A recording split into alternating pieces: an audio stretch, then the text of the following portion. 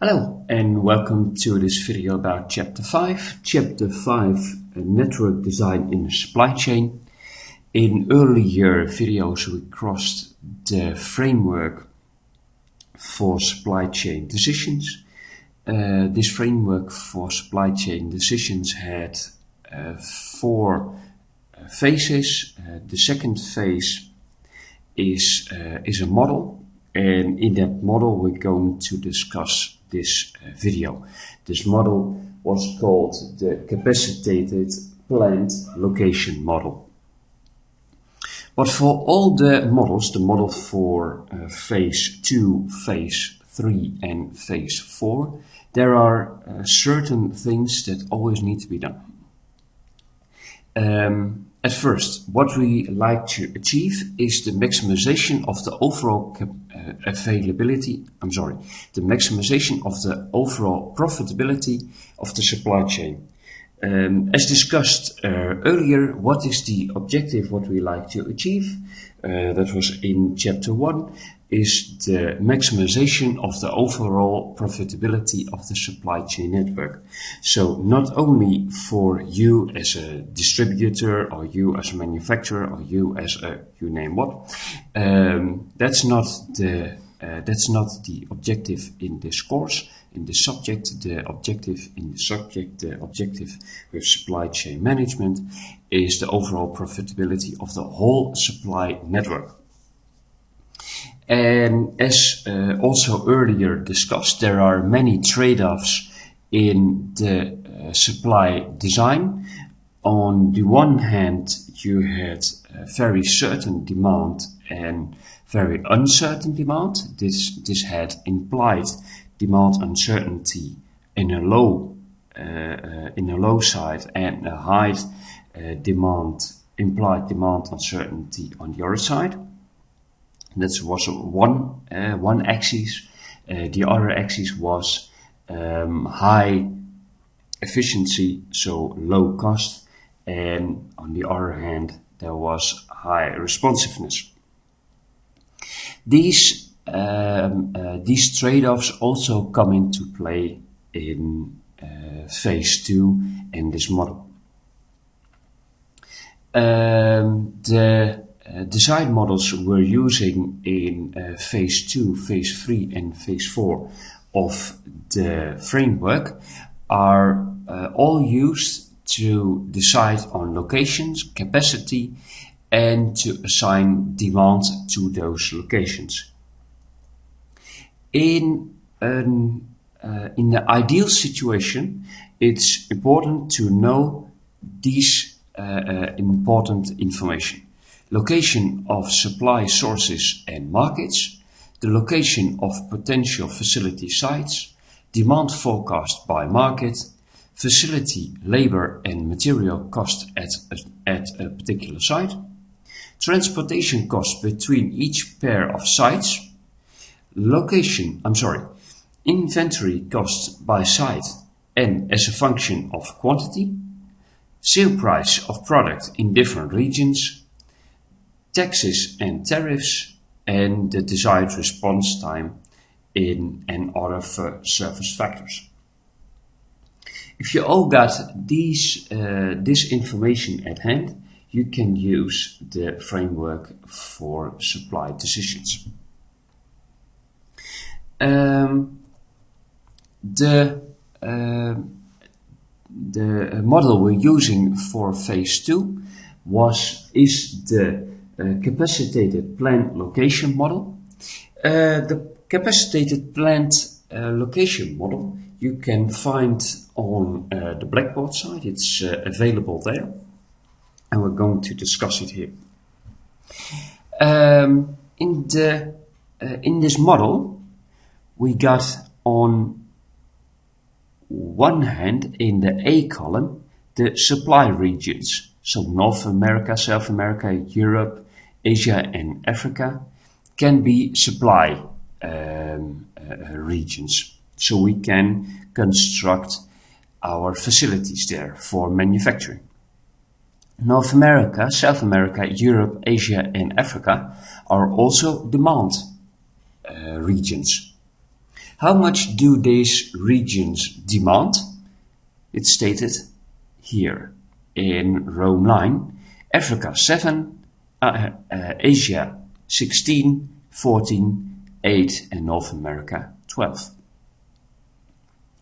These are the demand forecasts for example, next year, the year after that, and so forth and so on. The cost to transport from Africa as a supply region to Africa as a demand region is 71. The cost for Asia is 59, Europe 95, 77 and 81. These are the variable costs for transportation and production. You also got fixed cost in production sites. If you want to construct a production site in North America, the fixed cost is 6,000 and the capacity is 10 for a low capacity factory. You can also have a high capacity factory that costs 9,000 and will produce 20. And this goes forth and so on.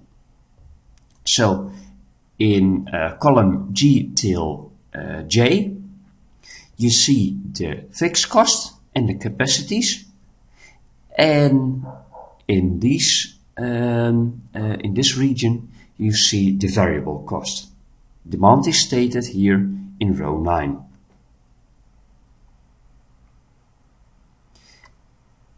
When we want to come up with the capacitated plant location model, we use the minimization function.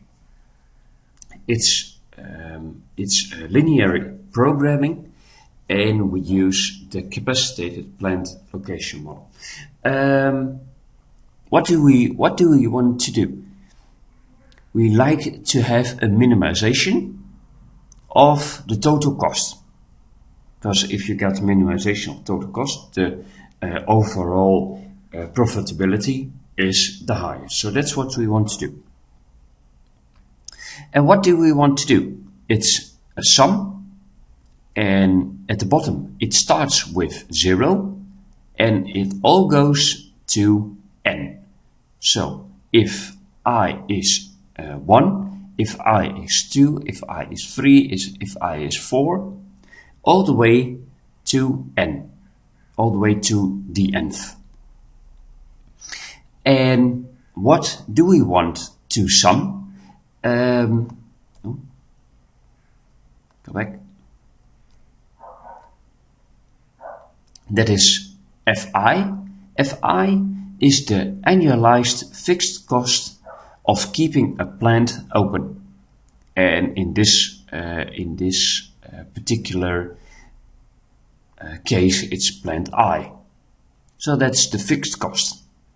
And that goes times Yi. Yi is 1 if plant is open and 0 if it's otherwise. So this is a binary function. If a plant is open, then it is 1. So then it becomes 1 times the analyzed fixed fee for keeping them open. So this is the fixed cost function. Now you got another one. We need another summation. The summation of I and the summation of j. And what do we want to sum? It is Cij. And Cij we find here. Cij is the cost of producing and shipping 1 unit from plant I to market J. Cost includes production, inventory, transportation and tariffs. So what we see here is the transportation cost and production cost from plant I to J. Recap, last, there it is, last slide, the variable cost from North America to North America as a demand region is 81.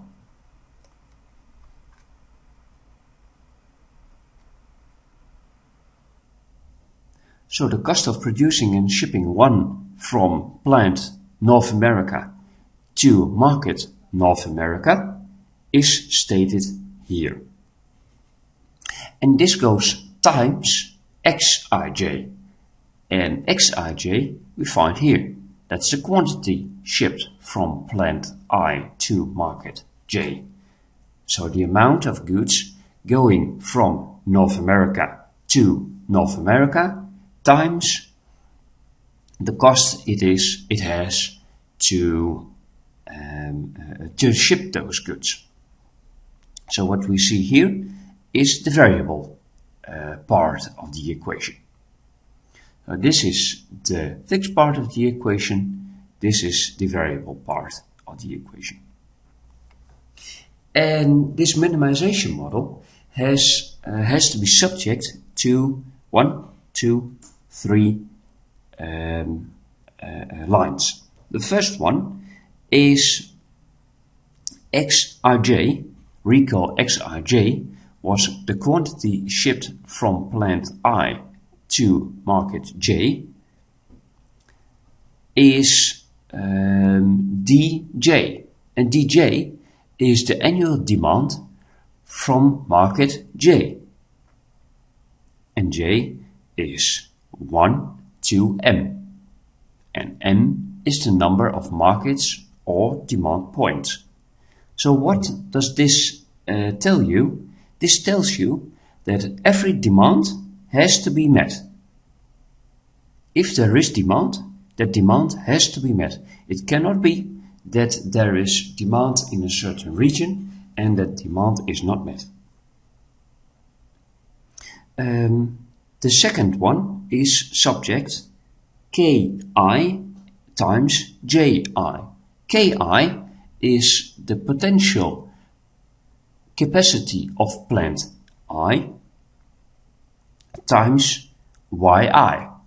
Yi is if the plant is open, then it's 1, otherwise it's 0. Xiy is the quantity shipped from plant I to market J. So what does this tell? That if the plant is open, so if Yi is 1, then all capacity is used. Ki, potential capacity of the plant. So the plant is not working at 80% of capacity and also has 80% of the fixed cost. No, a plant is open or a plant is closed, and if it's open, it's always 10. Then here the last one is Yi. Yi is if the plant is open, then 1, and otherwise it's 0. And this is a binary function, so it's 0 or it's 1. For I is 1 to Xiy, so the quantity shipped. This tells us that a plant can or be open or be closed, and there is nothing in between. This is what this tells us.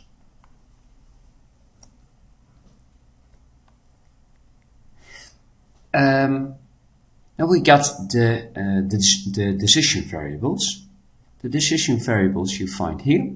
Decision variables are the demand, and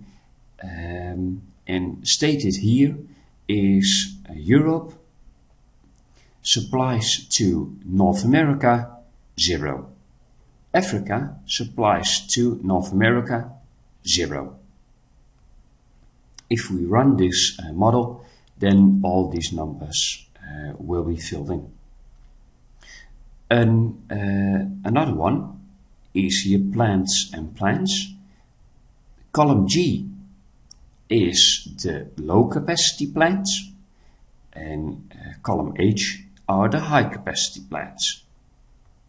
These are all closed now. If it's good to be open, then a 1 is stated here or here. And we got the other one. The last one, or the third one, is constraints. These are all the constraints currently implemented in the system. The constraints are the subjects we discussed earlier. You got the demand in North America, South America, Europe, Asia, and Africa. And here the excess capacity. Recap, all the demand has to be met, and all plants has to be open for food. So if you got a low capacity plant of 10, you cannot decide to let it open for 80%. Therefore, you could end up with excess capacity. The last one is the objective function of this linear programming. The objective function is the cost, and we want a cost minimization.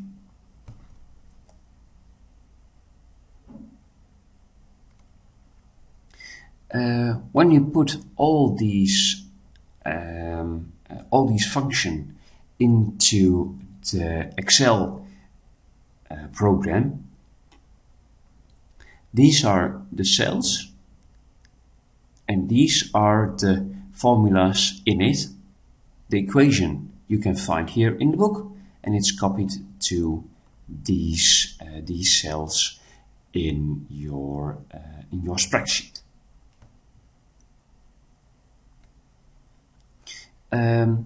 For this all, we use the solver. The solver is an add-on in Microsoft Excel. It tells us that the target cell B31 is this one, has to be minimized, and that can be done by changing the cells B14 to H18.